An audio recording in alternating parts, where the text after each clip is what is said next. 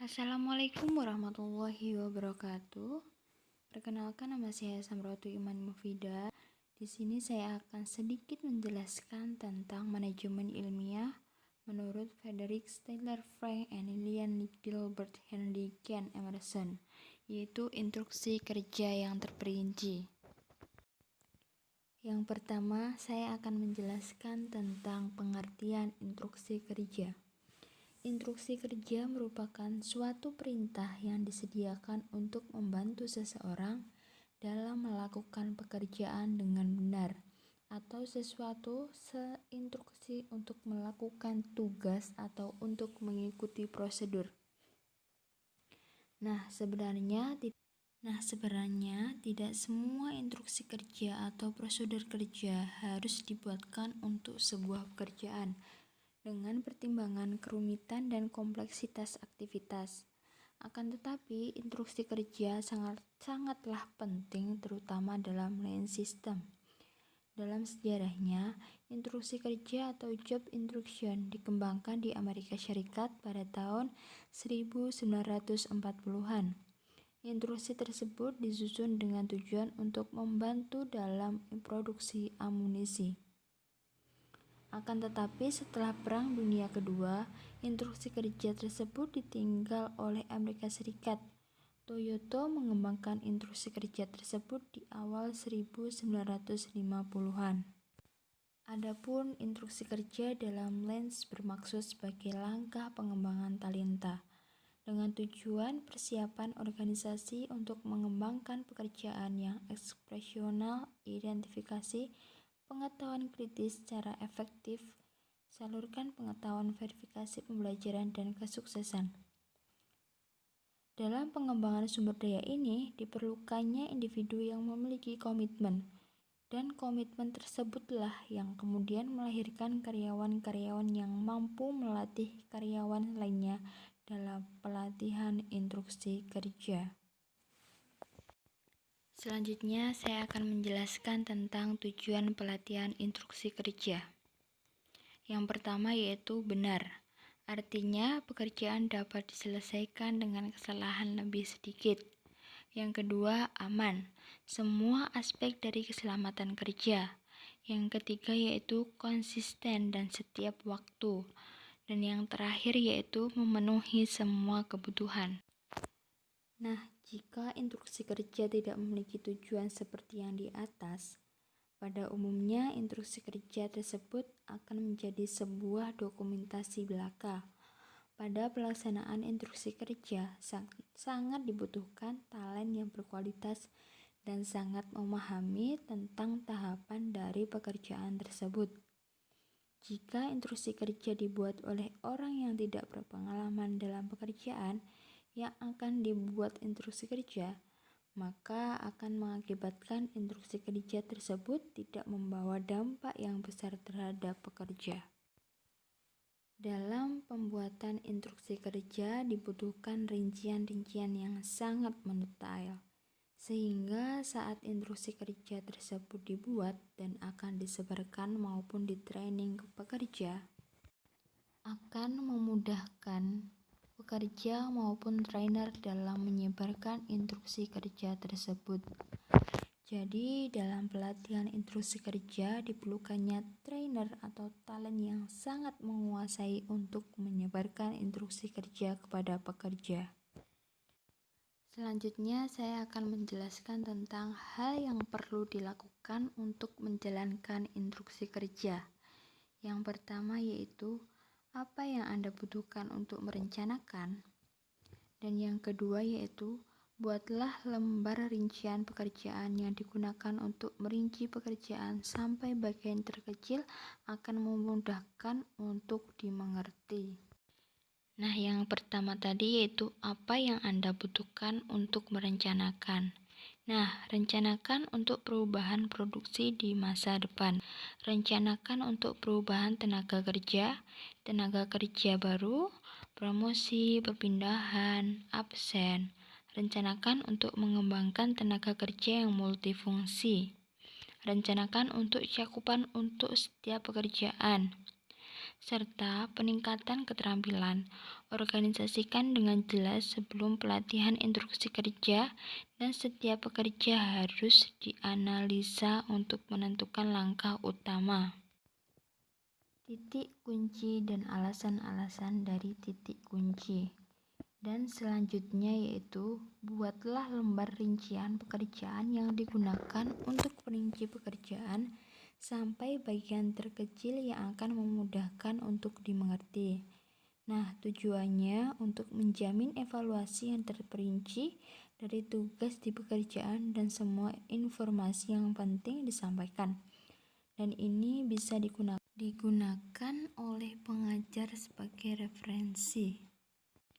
Selanjutnya yaitu perincian pekerjaan. Dengan tujuannya adalah untuk menunjukkan apa saja yang dapat dikuasai oleh peserta. Karena sebagai pelatih instruksi kerja, kita harus membagi pekerjaan ke dalam blok-blok yang dapat diajarkan. Seringkali pekerjaan memuat hal yang lebih dari yang dapat diajarkan dalam satu sesi. Sehingga ketika materi yang diberikan terlalu banyak, kita akan melihat atau mengalami serta kebingungan dari para peserta atau pekerja. Selanjutnya yaitu mempersiapkan perincian pekerjaan. Yang pertama yaitu lakukan perincian pekerjaan, dan yang kedua yaitu identifikasi poin kunci. Nah, yang pertama yaitu lakukan perincian pekerjaan. Ketika melakukan pekerjaan tersebut atau perhatikan orang lain yang melakukannya, jadi jangan lakukan perincian pekerjaan ketika Anda ada di meja kerja. Tunjukkan hasil kerja Anda kepada orang lain untuk diperiksa agar tidak ada informasi penting yang terlewat, dan juga perhatikan dari hasil pelatihan atau training Anda untuk menentukan apakah perlu ada modifikasi atau perbaikan yang diperlukan untuk pelatihan training selanjutnya. Selanjutnya yaitu identifikasi poin kunci. Poin kunci mendefinisikan apa yang harus dilakukan untuk penyelesaian atau bisa disebut dengan major steps. Sedangkan bagian yang kritis itu penting untuk penyelesaian yang harus layak dari tugas adalah poin kuncinya. Pada poin kunci, keselamatan dan kualitas harus diikuti. Jadi perlu sekali untuk menggunakan pengalaman kita untuk mendapatkan major steps tersebut. Hal ini memungkinkan kita untuk mengidentifikasi poin kunci yang baik, sedangkan teknik dalam poin kunci hanya masalah preferensi personal saja. Pentingnya key point atau poin kunci karena berhubungan dengan metode yang paling kritis dan penting dalam melakukan pekerjaan, serta harus sangat detail dan spesifik, tetapi minim variasi tidak akan memberikan efek. Selanjutnya yaitu poin kunci dalam instruksi kerja melibatkan satu dari kondisi berikut, yaitu ada 5. Yang pertama yaitu keselamatan atau pencegahan cedera. Yang kedua kualitas atau pencegahan cacat. Yang ketiga teknik atau kemudahan kerja, bentuk, dan cara. Dan yang keempat biaya atau penggunaan material. Dan yang terakhir yaitu produksi, yaitu kecepatan lini produksi. Referensi yang harus disamai harus ditanam dalam pikiran mereka ketika selesai diberikan training. Penjelasan yang terakhir yaitu instruksi kerja memiliki 4 poin. Yang pertama yaitu persiapan peserta, yang kedua langkah, yang ketiga uji coba performa atau kinerja, dan yang terakhir yaitu follow up atau tindak lanjut. Dan yang pertama yaitu persiapan peserta. Hal ini meliputi tempatkan peserta dalam kondisi istirahat, sebutkan nama pekerjaan, temukan apa peserta sudah mengetahui tentang pekerjaan. Buat agar peserta tertarik untuk mempelajari pekerjaan, dan tempatkan peserta di posisi yang baik untuk belajar. Yang kedua yaitu langkah. Seperti tunjukkan bentuk operasi, guru atau instruktur mendemonstrasikan satu elemen kerja, sementara peserta mengamati. Guru mendemonstrasikan sekali lagi sementara peserta mengamati setiap elemen kerja atau poin kunci. Guru mendemonstrasikan sekali lagi sementara peserta mengamati setiap elemen kerja.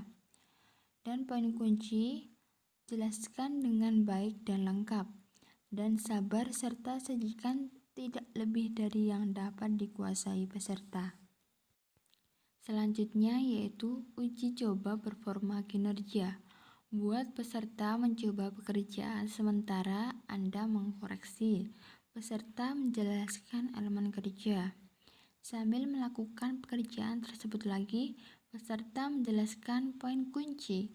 Sambil melakukan pekerjaan tersebut lagi, peserta menjelaskan alasan atau reason sambil melakukan pekerjaan tersebut lagi.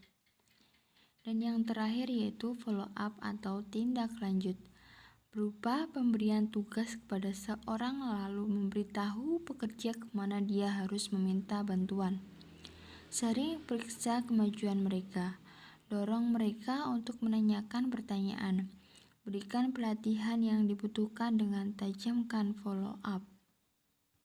Pada instruksi kerja, selain untuk menyebarkan instruksi kerja, akan tetapi juga mengembangkan sumber daya untuk menjadi seorang pemimpin, di mana dalam instruksi kerja sangat jelas disebutkan bagaimana seorang harus memiliki pengetahuan tentang pekerjaan, tanggung jawab kerja, kemampuan untuk terus melakukan perbaikan, kemampuan leadership, serta kemampuan untuk mengajar.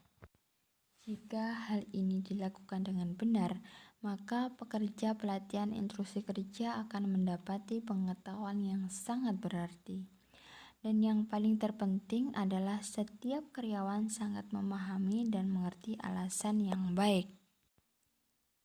Mengapa karyawan harus melakukan pekerjaan sesuai dengan instruksi kerja? Karena melalui pelatihan instruksi kerja yang benar, karyawan mengerti bahwa instruksi kerja tersebut bertujuan yang paling utama adalah keselamatan kerja seperti yang disebut di atas. Nah, sekian penjelasan dari saya. Kurang lebihnya mohon maaf. Wassalamualaikum warahmatullahi wabarakatuh.